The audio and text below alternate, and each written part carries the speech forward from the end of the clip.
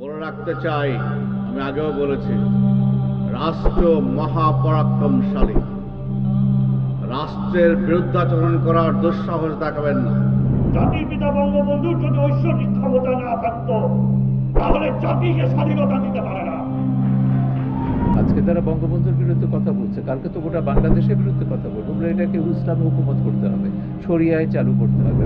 আমাদের সামাজিক কাজে, রাষ্ট্রীয় কাজে, অর্থনৈতিক কাজে ধর্মকে প্রতিপক্ষ হিসেবে দাঁড় করায় সেই অপশক্তিকে আমরা রুখে দাঁড়াই। এই তালেবানি মোল্লাতন্ত্রের হাতে আমাদের দেশ আমরা ছাড়তে পারি না। অসাম্প্রদায়িক চেতনার ভিত্তিতে বাংলাদেশ রচিত হয়েছে এবং এই চেতনাকে আমরা ভুলুণ্ঠিত হতে দিতে পারি না। ইন্নাল হামদুলিল্লাহ ওয়া সালাতু ওয়া সালামু আলা রাসূলিল্লাহ, আম্মা বাদ। ভারতের মদতপুষ্ট হিন্দুত্ববাদী আওয়ামী সরকার ধীরে ধীরে এগিয়ে যাচ্ছে তার অভীষ্ট লক্ষ্যের দিকে। এদেশকে তারা বৃহত্তর রামরাজত্বের অংশ বানাতে চায়। ভারতের মুসলিমদের মতো এরা এদেশের মুসলিমদেরকেও হাতের মুঠোয় নিয়ে আসতে চায়।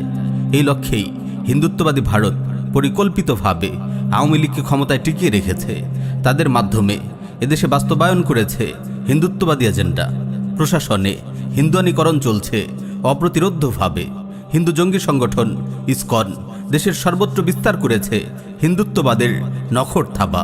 ভারতের গোয়েন্দা সংস্থা র পুরো দেশে ছড়িয়ে দিচ্ছে ষড়যন্ত্রের কুটিল চাল। এদেশের মুসলিমদের মন মগজ থেকে তাওহীদের আকীদা মুছে দিতে তারা মুজিববাদের শিরক প্রতিষ্ঠার জন্য সর্বাত্মক চেষ্টা চালিয়ে যাচ্ছে।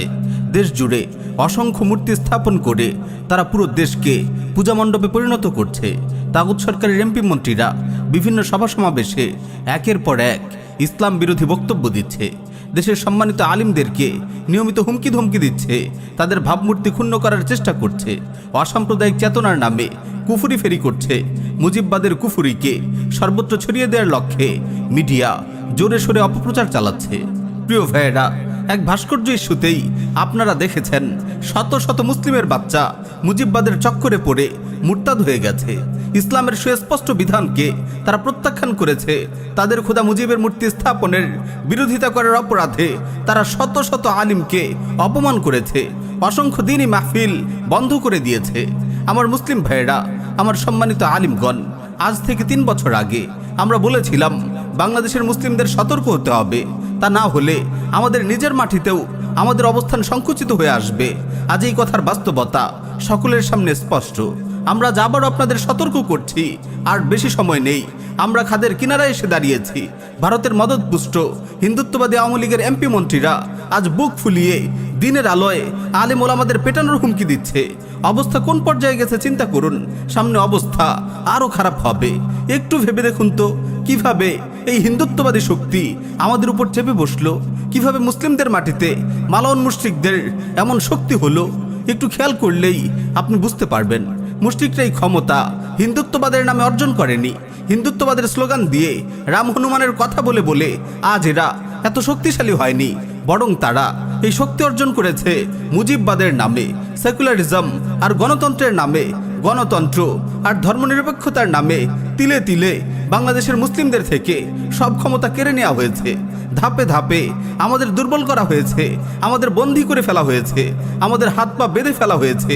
বাঙালি সংস্কৃতির নামে ইসলাম ও মুসলিম পরিচয়কে তুচ্ছ করা হয়েছে। স্কুলের পাঠ্যসূচি থেকেও এখন ইসলামকে বাদ দেওয়া হচ্ছে। আর এভাবেই সম্মানিত আলেম ওলামাদের কাঠমোল্লা বলা হচ্ছে, তাদের চরিত্রের উপর জঘন্য অপবাদ দেওয়া হচ্ছে। প্রিয় উম্মাহ, এই গণতন্ত্র, এই ধর্মনিরপেক্ষতা, এই কুফরি সংবিধানকে প্রত্যাখ্যান করুন। এই কুফর ও শিরকের পক্ষে সাফাই গাওয়া বন্ধ করুন। এই মুনাফিক ও মুশরিকদের পক্ষে তাওয়িল করা বন্ধ করুন। সত্যকে সুস্পষ্ট ভাষায় জনগণের সামনে তুলে ধরুন। মা জাআলাল্লাহু লিরাজুলিন মিন কলবাইনি ফি জাওফি। আল্লাহ তাআলা কোনো মানুষের বুকে দুটি অন্তর সৃষ্টি করেননি। মানুষ দুই রবের আনুগত্য করতে পারে না। মুসলিম একই সাথে কোরআনের অনুসরণ আর কুফরি সংবিধানের অনুসরণ করতে পারে না। মুসলিম একই সাথে শরিয়ার শাসন আর ধর্মনিরপেক্ষতা চাইতে পারে না। মুসলিম একই সাথে মিল্লাতে ইব্রাহিম ও তাগুত শেখ মুজিবের অনুসারী হতে পারে না। এটা আজ মুজিববাদী মুরতাদ এবং হিন্দুত্ববাদের দালালরাও স্পষ্ট করে বলে দিচ্ছে। তারপরও কি আমাদের ঘুম ভাঙবে না?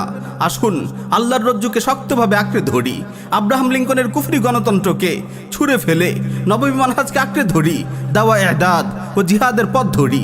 এ পথে আমাদের মুক্তি, এ পথে আমাদের বিজয়।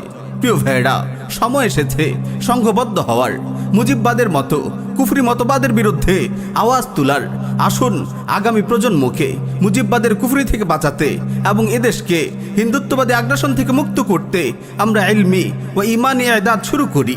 সম্ভব হলে আজকারি ইদাদও আরম্ভ করে দেই।